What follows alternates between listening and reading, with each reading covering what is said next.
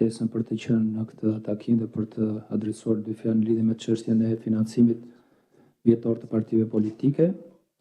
Shkëlqësi ju ambasador Taron Gonzato dhe Giulia Ray, të nderuar pjesëmarrës. Në praktik, sistemi i financimit politik shqiptar përballet me një sër sfidash dhe dobësish, të cilat në mungesë të zgjidhjeve efektive ligjore rrezikojnë të minojnë integritetin e procesit zgjedhor dhe funksionimin normal të demokracisë. Në Shqipëri ekziston një kuadër ligjor për financimin politik, i cili përbëhet nga ligji për partitë politike, si dhe dispozitat përkatëse të kodit zgjedhor.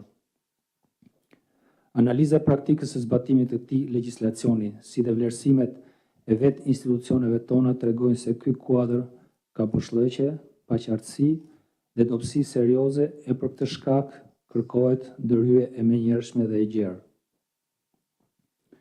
Problematikat nuk janë thjesht perceptime publike, ato janë evidentuar nga vetë Komisioni Qendror i Zgjedhjeve, por edhe nga vëzhgues të ndryshëm. Realiteti aktual tregon se financimi politik në Shqipëri është një problem kompleks dhe i pazgjidhur plotësisht. Përtej shifrave dhe mekanizmave ekzistues ligjor, thelbi i çështjes qëndron tek transparenca, llogaridhënia, barazia në garë dhe besimi i publikut. Më poshtë po rendis një listë të disa prej problematikave të evidentuara prej Komisionit Qendror të Zgjedhjeve të lidhura me financimin periodik, pra vjetor, të partive politike, si dhe rekomandimet përkatëse. E para ka të bëjë me mungesën e publikimit proaktiv dhe të transparencës së vazhdueshme në lidhje me financimin e partive politike. Partitë politike nuk vendosin në dispozicion të institucioneve përkatëse, si dhe të publikut, të dhënat e tyre financiare, përveç se në momentin kur KQZ i publikon raportet e tyre vjetore, si dhe ato të fushatës. Kjo do të thotë se transparenca realizohet vetëm në mënyrë pasive, qytetarët, anëtarët e partisë, por dhe votuesit nuk kanë akses të drejt për drejt dhe periodik në informacion. Kontrolli publik mbi financimin politik mbetet i kufizuar me këtë rast. Në praktik, kjo situatë krijon një ndek të madh mes standardit ligjor dhe pritshmërive demokratike për llogaridhënie. E me këtë rast rekomandohet që të kemi një raportim periodik brenda raportimit vjetor, që mund të jetë 3 mujor ose 4 mujor, publikim të detajuar të tarë dhe shpenzime, si dhe një platformë elektronike të aksesueshme për publikun për të konsultuar raportet financiare. 2. Auditim formal i partive politike, i cili është një auditim jo funksional, dhe kjo lidhet me një shpërndarje jo efikase të burimeve të kontrollit të auditimit të bërë nga Komisioni Qendror i Zgjedhjeve. Ligji aktual kërkon kontroll vjetor për çdo parti politike të regjistruar. Megjithatë, sipas praktikës së KQZ-s, mbi 50% e partive të regjistruara nuk kanë marrë pjesë në 4 proceset e fundit zgjedhore. Mëtej akoma, nga 135 parti politike të regjistruara, 84 prej tyre nuk kanë dorëzuar raportin financiar vjetor për vitin 2024. Kjo situatë tregon se auditimi realizohet shpesh në mënyrë formale, burimet administrative shpërndahen mbi subjekte pa aktivitet politik real dhe konkret, fokusimi tek partitë me ndikim real politik është i dobësuar. Vetë KQZ ka evidentuar nevojën për kalimin drejt auditimit të bazuar në aktivitet financiar, status aktiv dhe përfitim fondesh publike kryesisht. Në këtë rast rekomandohet një auditim i bazuar në risk dhe në aktivitet real. Kontrolli financiar duhet përqendrohet tek partitë me aktivitetin financiar real, subjektet që përfitojnë fonde publike, si dhe rastet me indikator risku. Kjo, sipas vlerësimit ton, do të rrisi eficiencën dhe cilësinë e mbikëqyrjes dhe të auditimit të financave të partive politike. 3. Konflikt interesi në pagesën e audituesve. Një tjetër problem serioz lidhet me modelin aktual të auditimit të fondeve të partive politike. Përzgjedhja e audituesve vërtet bëhet nga Komisioni Qendror i Zgjedhjeve, por pagesa për audituesit bëhet nga partitë politike të cilat auditohen. Në disa raste, partitë politike nuk janë audituar, pra financat e tyre, pikërisht për shkak të paaftësisë paguese të partive politike. Ky model në vlerësimin tonë krijon konflikt interesi potencial, cënon pavarësinë e auditimit dhe dobëson efektivitetin e kontrollit financiar. Ndaj rekomandohet një unifikim i procesit të auditimit, ku audituesit të përzgjidhen trajnohen nga Komisioni Qendror i Zgjedhjeve, por dhe të paguhen nga KQZ, pra nga buxheti i shtetit. 4. Mospërputhje të sanksioneve ligjore. Ka një anomali të theksuar dhe të dallueshme thuajse nga të gjithë aktorët në lidhje me mospërputhjen midis sanksioneve për raportimin financiar të parashikuar në ligjin për partitë politike me ato të parashikuar në kodin zgjedhor, edhe pse flitet për dy aspekte të ndryshme financimi.